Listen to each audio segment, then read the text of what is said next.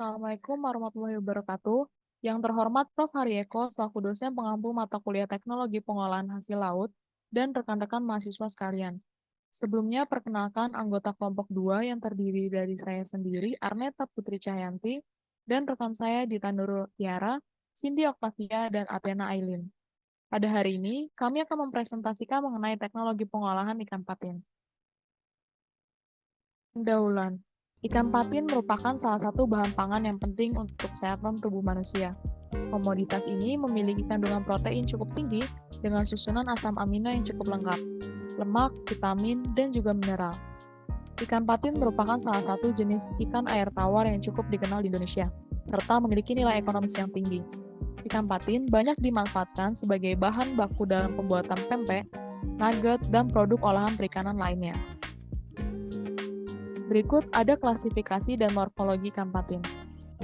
Filumnya Chordata, kelasnya Pisces, subkelasnya Teleostei, ordonya Ostariophysi, subordonya Siluroidae, familinya Pangasidae, genusnya Pangasius, dan spesiesnya Pangasius sp. Ikan patin memiliki ciri tubuh yang khas yaitu badannya yang agak pipih dan memanjang, tidak memiliki sisik, dan permukaan kulitnya yang licin. Berikutnya ada habitat dan persebaran ikan patin. Habitat hidup yang disukai ikan patin adalah lingkungan perairan air tawar seperti di sungai yang besar, danau, waduk, dan muara sungai. Jenis ikan patin dapat ditemukan hidup di sepanjang perairan air tawar di kawasan Asia, terutama Asia Tenggara. Negara-negara Asia Tenggara yang banyak ditemukan ikan patin antara lain adalah Thailand, Vietnam, dan juga Malaysia. Berikut adalah jenis-jenis ikan patin. Patin siam. Warna badannya berwarna putih perak dan sedikit kebiruan di punggungnya.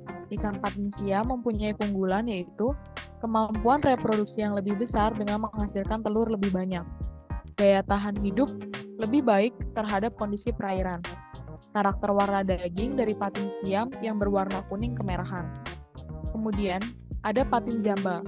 Patin jambal menghasilkan jumlah telur yang sedikit. Daya toleransi terhadap lingkungan perairan yang rendah, ukuran tubuh yang besar, dan karakteristik warna dagingnya putih dan tidak berserat.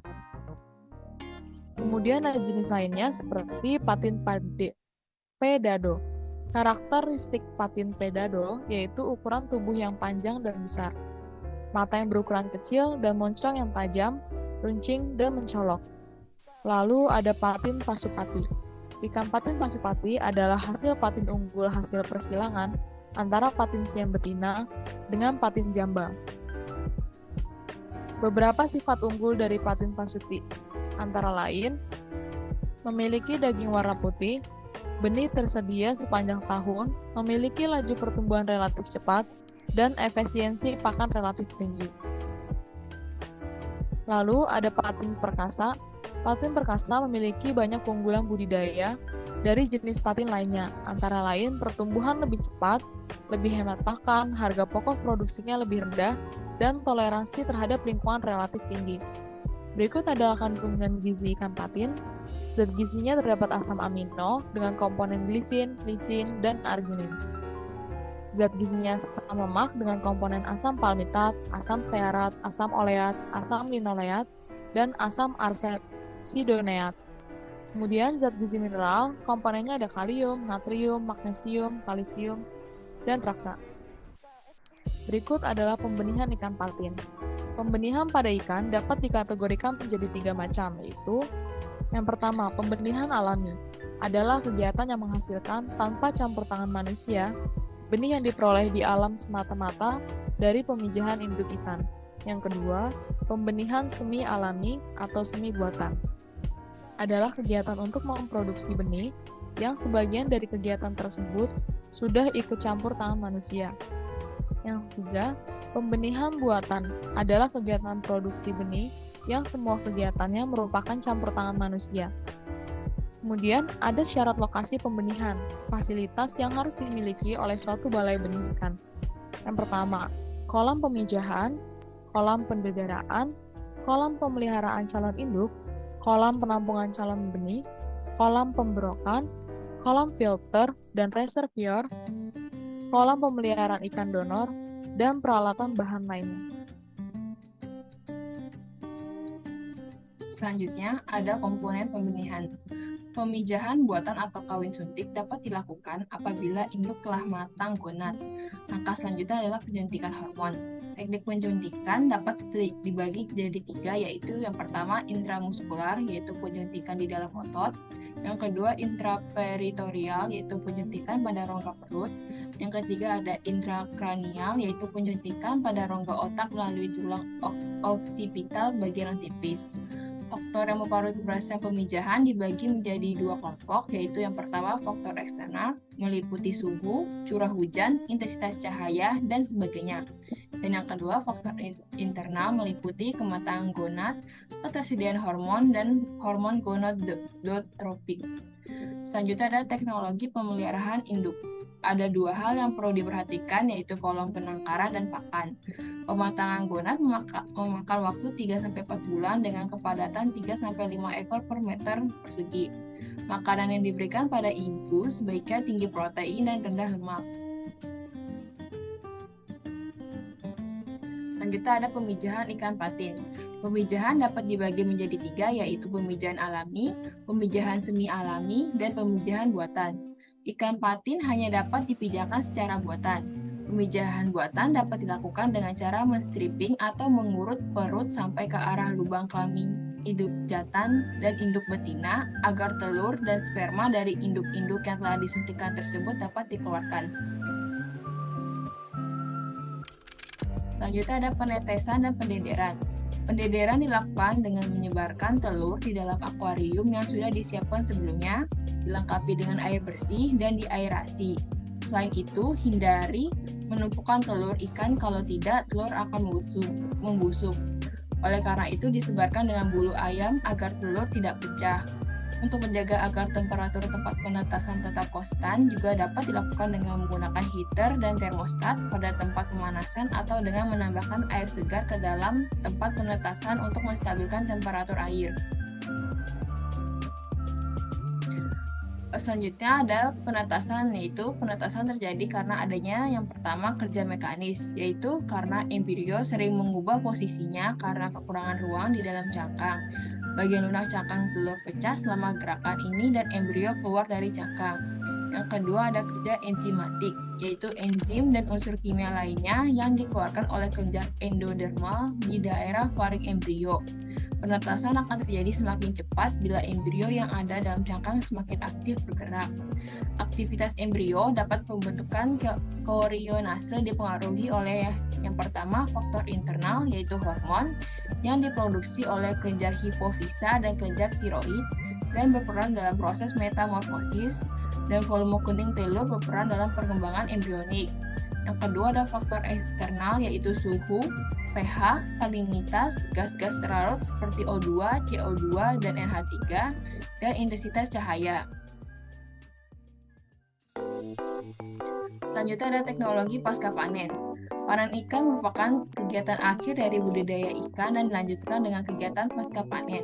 Kegiatan pemanenan ikan harus direncanakan meliputi waktu panen, peralatan, tenaga kerja, penampungan, dan pemasaran hasil panen.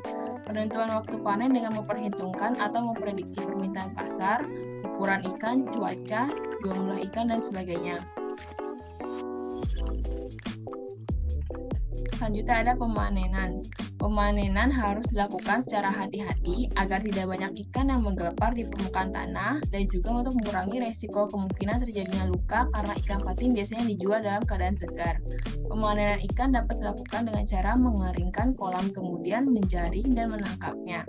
Ikan patin yang dipelihara di kerambai jaring apung dipanen dengan cara mengangkat KJA dari air kemudian mengeluarkan ikan tersebut dari jaring.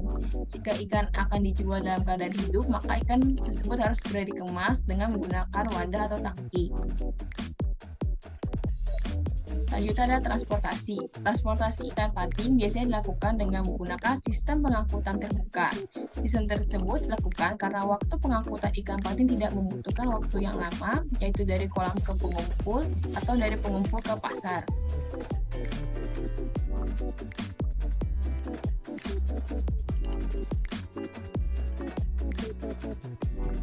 Menurut Risna, tahun 2011, penanganan pasca panen ikan patin dapat juga dilakukan dengan cara penanganan ikan hidup maupun ikan segar.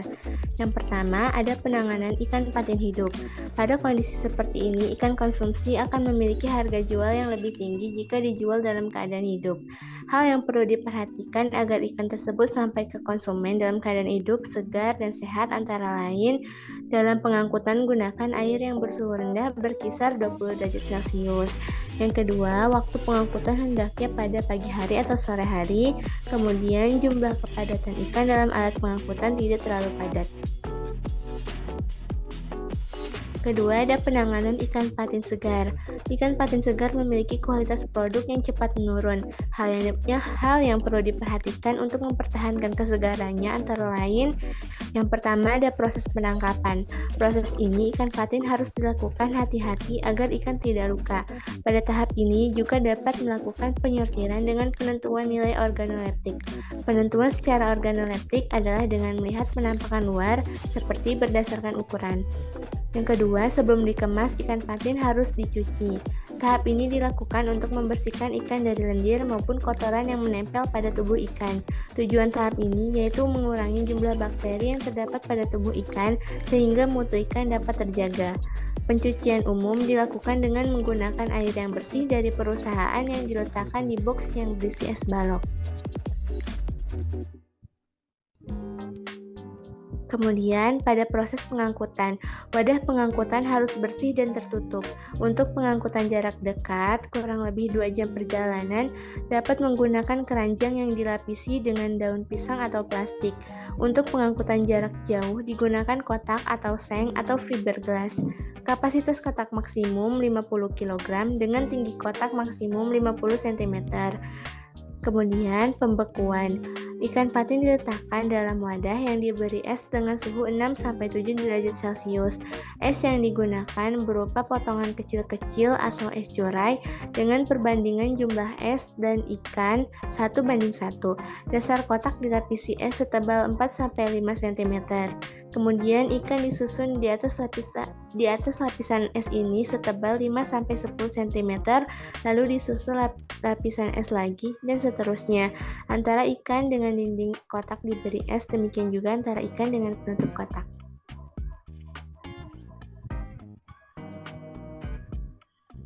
Kemudian ini adalah teknologi pengolahan ikan patin. Di antaranya itu ada berbagai produk. Yang pertama itu adalah surimi. Ikan patin cocok diolah menjadi surimi karena dagingnya yang tebal dan berwarna putih, dan dimungkinkan diolah dari ikan yang masih hidup sehingga akan menghasilkan surimi yang bermutu tinggi. Folding test atau uji lipat terhadap surimi ikan patin menghasilkan grade AA dengan kekuatan gel dapat mencapai lebih dari 1000 gram per cm persegi. Pengolahan surimi ikan patin memerlukan banyak air karena kandungan lemak ikan patin yang cukup tinggi. Surimi ikan patin sebaiknya diolah menggunakan ikan patin yang sudah difilet.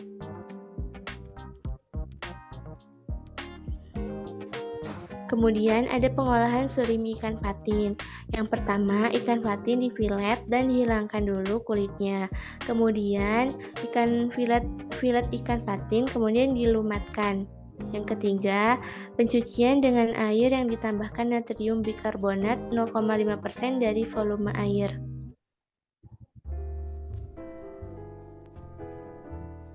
Produk olahan ikan patin kedua yaitu ada nugget. Produk pangan nugget ini termasuk kepada produk pangan cepat saji yang terbuat dari berbagai jenis daging, salah satunya dengan menggunakan daging ikan. Nugget ikan adalah produk olahan dari daging ikan yang digiling dan diberi bumbu-bumbu serta dicampur dengan bahan pengikat, lalu dicetak menjadi bentuk tertentu. Lalu dicelupkan ke dalam butter dan breeder, kemudian digoreng atau disimpan terlebih dahulu dalam freezer sebelum digoreng. Ikan patin tergolong ke dalam salah satu jenis ikan yang memiliki kadar protein tinggi. Protein ini sangat berperan dalam meningkatkan kekerasan produk nugget.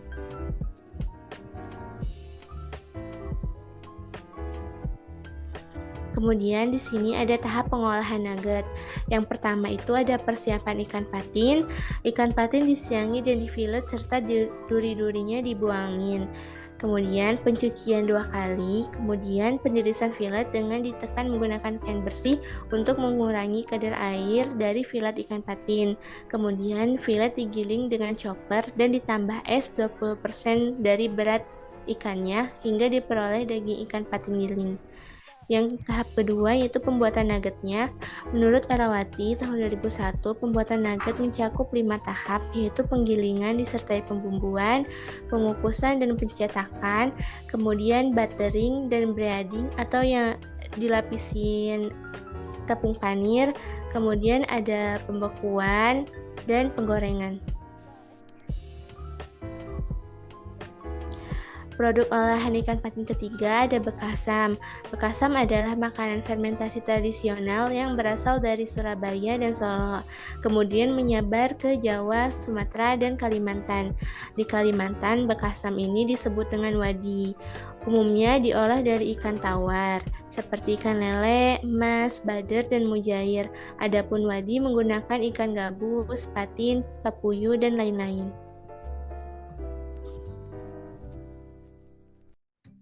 Berikutnya saya akan menjelaskan tahap pengolahan bekasam. Untuk tahap pertama, ikan dibuang bagian kepala, sisik, dan isi perutnya. Lalu ikan dibelah menjadi bentuk kupu-kupu lalu dicuci.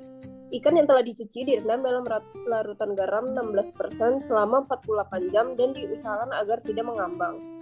Ikan ditiriskan dan ditambahkan nasi dan ketan sebanyak masing-masing 50% dan 25% dari bobot ikan. Diperam selama 1 minggu atau lebih dalam wadah tertutup agar terjadi proses fermentasi.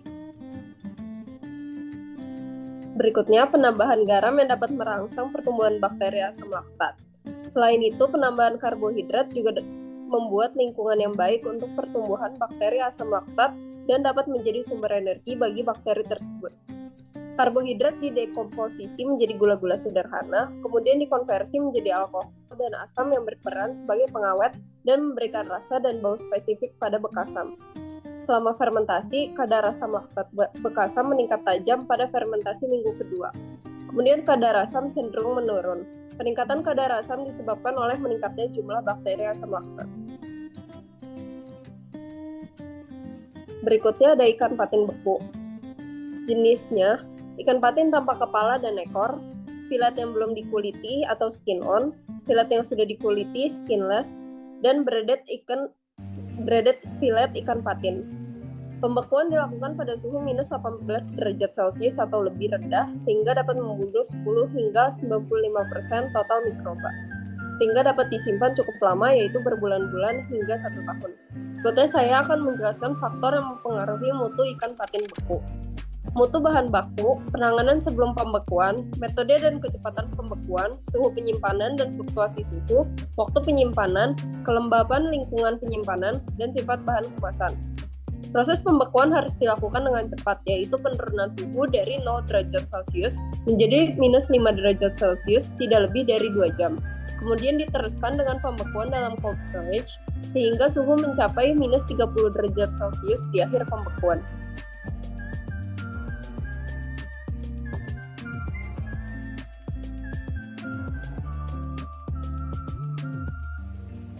Lalu ada pengolahan ikan patin beku. Ikan patin yang akan difile dimatikan terlebih dahulu dengan cara memasukkannya ke dalam air es. Untuk yang pertama, file ikan patin dengan skinless. Setelah ikan tersebut dipotong kepalanya, daging ikan difile sehingga daging terpisah dari tulangnya. Selanjutnya, file dapat dihilangkan kulitnya lalu dicuci bersih. File ikan patin kemudian dikemas dan dibekukan. Ada kalanya file direndam dalam larutan STPP untuk memperbaiki penampilan.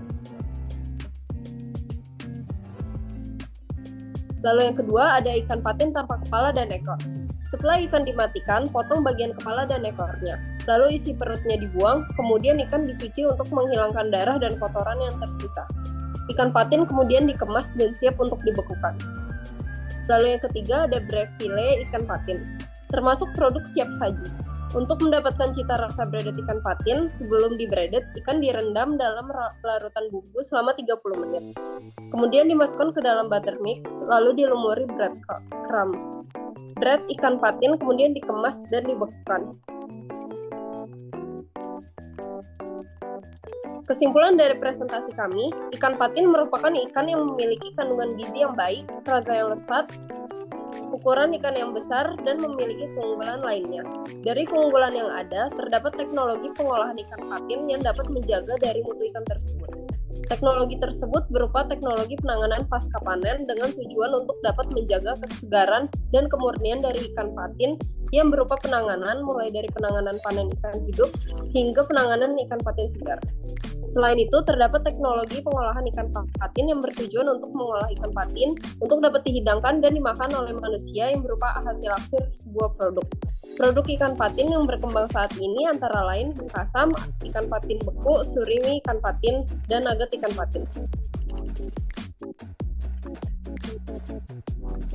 Sekian presentasi dari kelompok kami, sekiranya maaf jika ada kesalahan dalam kata-kata. Terima kasih.